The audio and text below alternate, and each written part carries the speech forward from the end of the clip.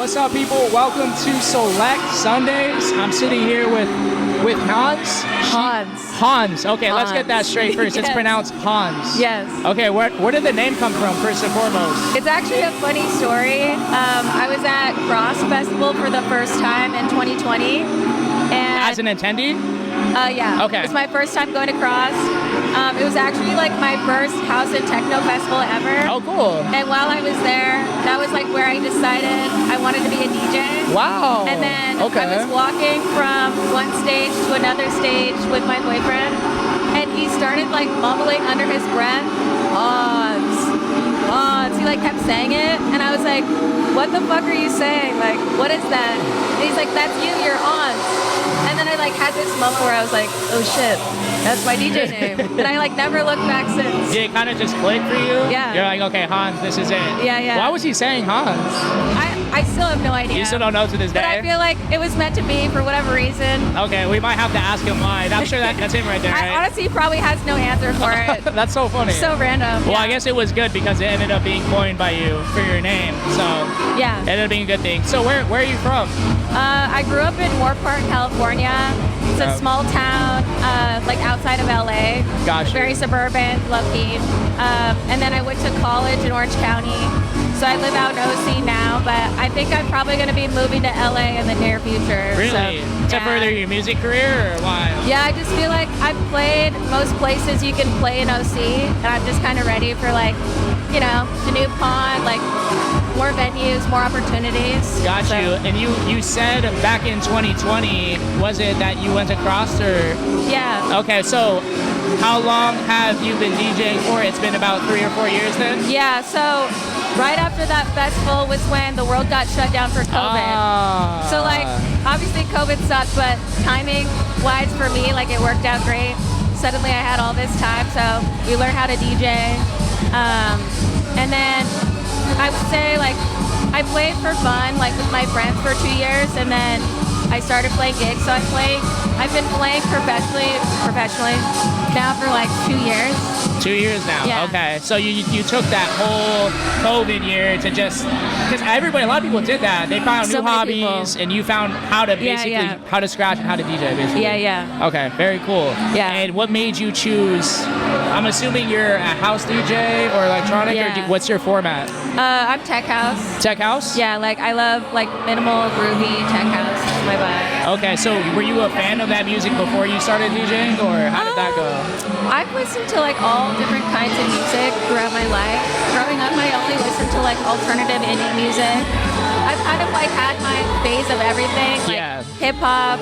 The only thing I haven't listened to is country music. Oh, okay. But I started teaching spin classes, like cycling classes. Yeah. I started doing that in college, and then I started getting more and more into like EDM, like all different kinds of EDM, and I just like always gravitated towards like tech house, that specific style of tech house. Like I feel like it fits my essence in a way. Like yeah, I've never like once I started DJing, I've never questioned my sound. Like never. It was something I just like knew from the beginning. Wow. Like this is my vibe. That's a blessing because I feel like it takes a lot of artists and DJs a long time to find their sound, where they're just you know testing a lot of things, and after a while, but you found yours right away, right? Yeah. That's amazing. Yeah, it's made it easy, and then I'm starting to produce now too. Oh, really? And I feel like one of the most difficult things for most producers is like finding their sound. Yeah. I feel like that part has actually come really easy to me. Wow. Okay. And pretty much everything I make sounds the same. Which interesting. I guess that's kind of a good thing. Like, I don't know. I need to figure out how to like diversify things a little bit to like make things unique, but sounds a like unconventional journey for you, for things that seem like they would be difficult for most artists or DJs to find out seem like they come natural for you, which to me kind of tells me that you're on the right path. You're doing, you know, the right thing because it feels right, right? Yeah, I like to think so. Okay, awesome. So we're here at Solekt Day Party. I wanted to ask you, it's the grand opening too, just wanted to plug that, but what is your favorite aspect about day parties in general? Oh my God, I love day parties. Why? I love to sleep. Okay. And I think that's, for me, like, honestly, the hardest thing about DJing is, like, this nocturnal lifestyle. I also still have a 9 to 5, and, like, I teach spin classes still, so oh, wow. I'm you got a lot early. going on. And then I work all day, so whenever there's a day party, like that is my go-to. Like I'll be home tonight probably by 10, 11. Get a full night's rest. That is a very I'm a big important fan. aspect because Yeah. you get to go to bed early still. Yeah. No, that's very true. I was about to say the same thing. My favorite part is the fact that it ends at like 8 or 9. You get to go home at a decent time, and you still get to have like a whole day of fun. Yeah, and right? you're not going to be as hungover. Like, you kind of get that over with Yes. like, by the time you go to bed, right? Yes, Yeah. exactly. I'm a huge fan of day And you wake up, parties. you're just fine. Yeah. Yes, I It's agree. Monday tomorrow. Like, it's fine. You got your 9 to 5, the spin class, and you're going to be ready for the week, too. Yeah. I love to hear it. What is your go-to day drink? My day drink? Yes, your go-to day drink. Well, I'm drinking a Moscow Mule right now. But, yeah, I feel like that's probably my go-to. Yeah, the Moscow Mule? Solid, yeah. Very refreshing for day drink. Yeah. Also, you can't go wrong with like a mojito. Yes, If I you love want one of mojito. those. I also, if it's like a morning vibe, I love mimosas. Like, I mean, I'll probably be hungover by like 5 o'clock, but it's fine. Yeah. It's worth it. It is, especially now we're here on the grand opening, as I said. So your set coming up soon. What are you planning to play today? What's your set gonna look like? Tell us about that. When I first started DJing, I would like plan out my sets like to a T, like every single transition, like I had it like rehearsed and ready to go. But I'm starting to experiment more with just like playing off the cuff. So I made a playlist and then I'll kind of just like feel out the crowd, feel out the vibe, see what's working and what's not. So I got some bangers, but we'll see where it takes me. Oh, so it's more of like a feeling now. Yeah. Okay. Yeah. I'm like starting to like trust myself more. Like that's one thing I think from teaching spin classes. I've had so much practice like gauging people's energy and like what they like and what they don't like. So I feel like it's a skill of mine now. Like I'm able to really feel out a crowd. Yeah, that makes sense too because every crowd is different. So if you go into a set with a certain, playlist or track list in mind and they're not rocking with it and you're still playing it, kind of like doesn't do anybody any good, right? Yeah, I had a show recently where I had prepped my whole set and it was the first time where like I could tell it wasn't landing right. And then I was like, should I just, I don't know, start picking through my music or like do I just wait and see if they like catch on? So yeah. It's a part of the job, right? You gotta pivot. Yeah. Every now and then. Yeah. What is your favorite aspect of house music in general? I feel like you touched on it a little bit earlier with your, interest in tech house, but what's your favorite aspect of house versus other genres? This might be weird, but I'm like a very emo girl. Oh, really? Yeah. Okay. And I feel like I don't want this to sound the wrong way, but like a lot of other music makes me like too emotional. Really? Yeah, but I feel like house music, like not in a bad way, and it makes me feel kind of numb.